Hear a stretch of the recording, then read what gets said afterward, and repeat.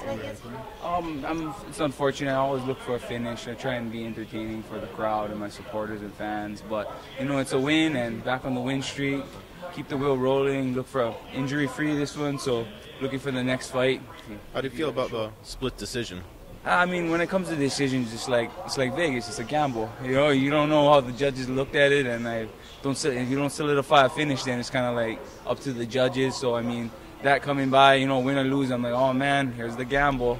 Fortunately, Vegas is on my side this time, my performance, and came out with the win, and I'm happy to support Hawaii, Team Hawaii, Nick Diaz Academy. So I'm really fortunate, and like I said, just looking for the next bout.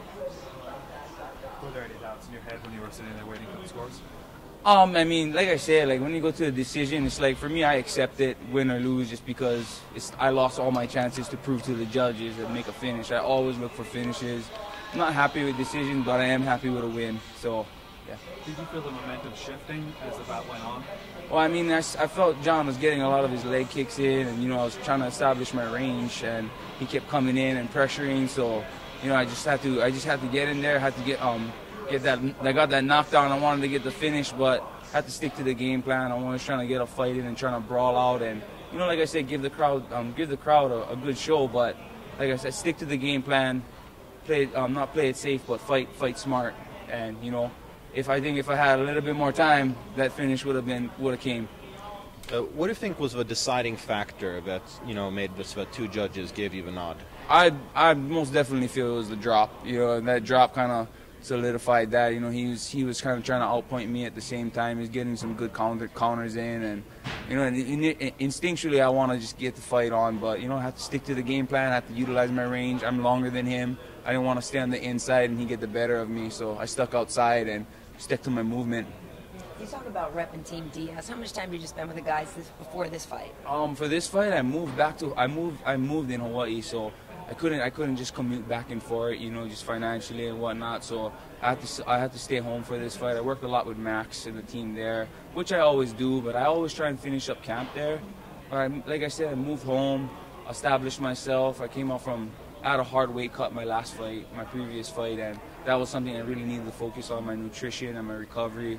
It's kind of hard ending camp up in California, and I can't if I got injuries, Nate and them are like, oh, let's box. I'm like, oh, I'm going to be a bitch. I'm going to go in there. I'm going to man up and do it, injury or not. So, I mean, I feel like I've prepared myself to go to war all the time. So this one I went in tactically, safe and smart. Really focused on my nutrition. Worked with Mike Dolce. He helped me out so much on this one, the easiest weight cut of my life. And I think that was the big deal with me competing at 155, is just getting my nutrition down. So I got to stay home, be a little bit more selfish, focus on myself, and Nate, them are super cool with that. They're my brothers. They understand life, but I represent them just like I represent Team Hawaii, and they're open. They're very open with me about that. So yeah, my heart is out with Team Hawaii and Nick Diaz Academy. So how does it feel, though? Obviously they are such a renowned team, that they really took you under their wing. I mean, there's a lot of people that they don't care for. So how does it feel to be one that they do? Well, for all you guys know, the Diaz brothers are real. They don't front. They don't, They don't filter. They don't have no filter. They're going to tell you how it is. And whether me, Nick, Nate, Nate, we have different personalities. I'm a smiler. I'm the hugger. They're the muggers. And but they're all we have different personalities but same characteristics. We're very loyal. We're martial artists, and I think that's what they embraced me with. When they see me, they know that I'll be a soldier with them, and I'll soldier, and I got their back 100% because they're misjudged and stereotyped. And you're gonna come up and be like, oh, you're a punk. They'll be like, oh yeah, you're a punk. Come, I'll show you a punk. And they're just real people, and if you're real with them, they'll be real with you. And